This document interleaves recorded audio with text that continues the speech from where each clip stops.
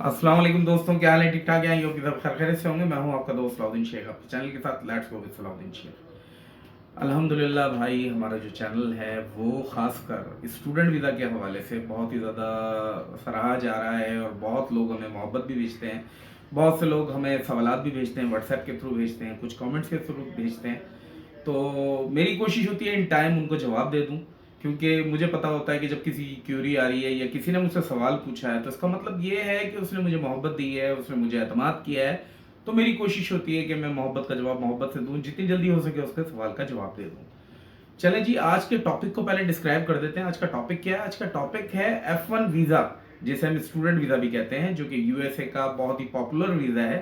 5 year multiple entry visa होता है, यानी कि दुनिया की वाहिद कंट्री है अमेरिका जो आपको 5 ईयर मल्टीपल एंट्री वीज़ा दे रही होती है F1 की मद में भी। यानी कि अगर आप स्टूडेंट भी हैं तब भी आपको 5 ईयर का मल्टीपल एंट्री वीज़ा मिलता है, जिस पे आप जब चाहें, यानी कि जो उसकी टर्म्स होती हैं, जैसे मिसाल के तौर पे छुट्टियां हैं, आपकी लीव्स हैं, या फिर कोई बीमारी की वजह से, कोई भी वजूहत की वजह से अगर आपको लीव मिल जाती है तो आप वापस अपनी होम कंट्री या घूमने फिरने के लिए कहीं और जाना चाहें तो आपको आज़ादी होती है इसमें। तो बहुत ही ज़्यादा एक डिफरेंट, यानी कि एक बहुत ब्रॉड किस्म का एक कैटेगरी है। तो चलें इसको बाद में डिस्कस कर लेंगे। तो इंटरव्यू के हवाले से पूरी वीडियो है कि इंटरव्यू की प्रिपरेशन कैसे होगी, क्या सवालात होते हैं, क्योंकि ये जो जवाबात हैं या ये जो सवालात हैं सिर्फ आपको वही बंदा डिस्क्राइब कर सकता है जिसके पास एक्सपीरियंस मौजूद है। तो अल्हम्दुलिल्लाह हमने जो है मोर देन 50 एप्लीकेंट्स, आप ये कह सकते हैं पिछले 2 सालों के अंदर यूएसए का स्टूडेंट वीज़ा अप्रूव करवाया है, और साथ ही साथ अप्रूव भी करवाया है, और साथ ही साथ उनको अभी भी असिस्ट कर रहे होते हैं कि उनको कोई प्रॉब्लम फेस होती है तो उसको भी हम देख रहे होते हैं, या फिर उनको कोई रिजॉल्वेशन की तरफ जा रहे होते हैं, कोई और मसले मसाइल होते हैं तो उनको भी देख रहे होते हैं।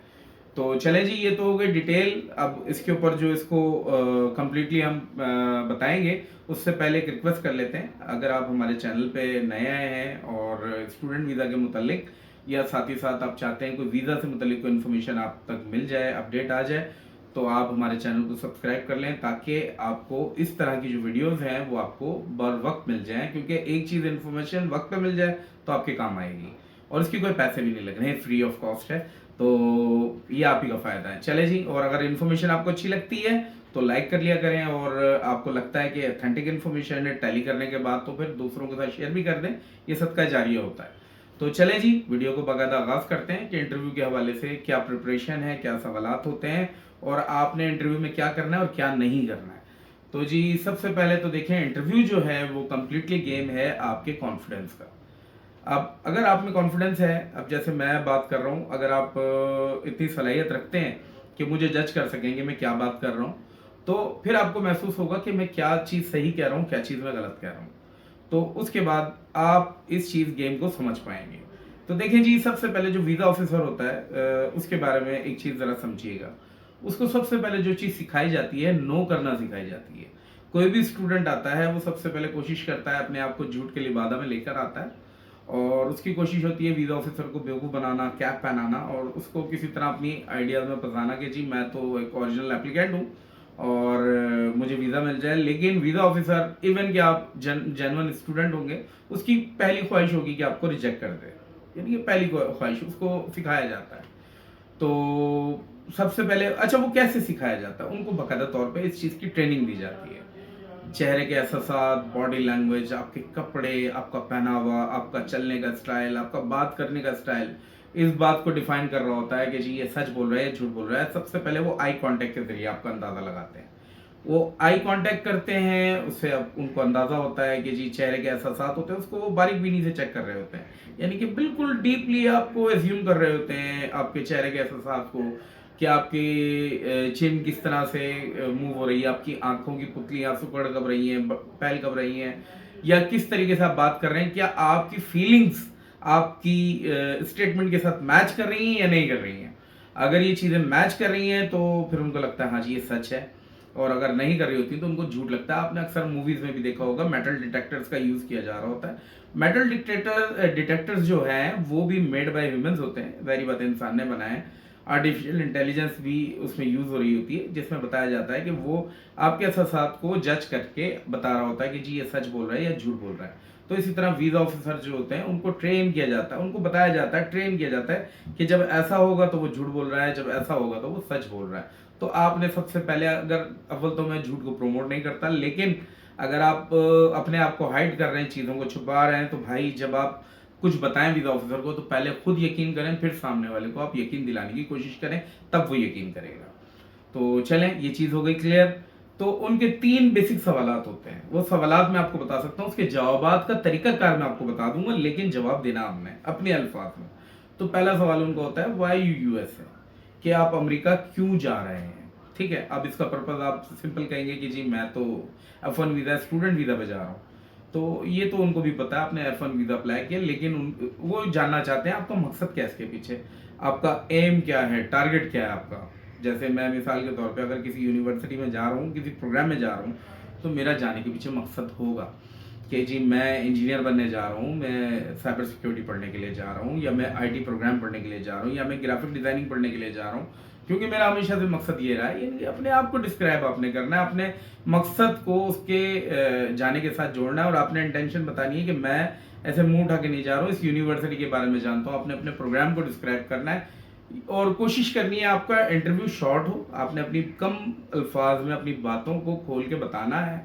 और अपनी जो सबसे पहले जो सवाल है उसके अंदर आपने एम, अपना प्रोग्राम से आपके साथ रिलेशन, उस यूनिवर्सिटी के बारे में आप क्या जानते हैं वो, ये तमाम चीज़ों को आपने एक 4-5 लाइन का पैसेज बना के वीज़ा ऑफिसर को बताना है कि मेरा मकसद ये था इस यूनिवर्सिटी को सिलेक्शन के पीछे।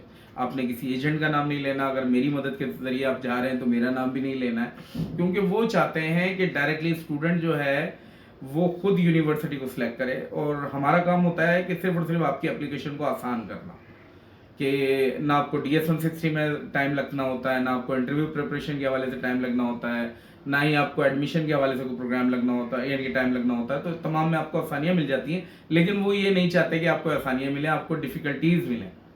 तो इस वजह से आपने नाम नहीं लेना किसी भी एजेंट का, तो आपको फ़ायदा हो जाना है।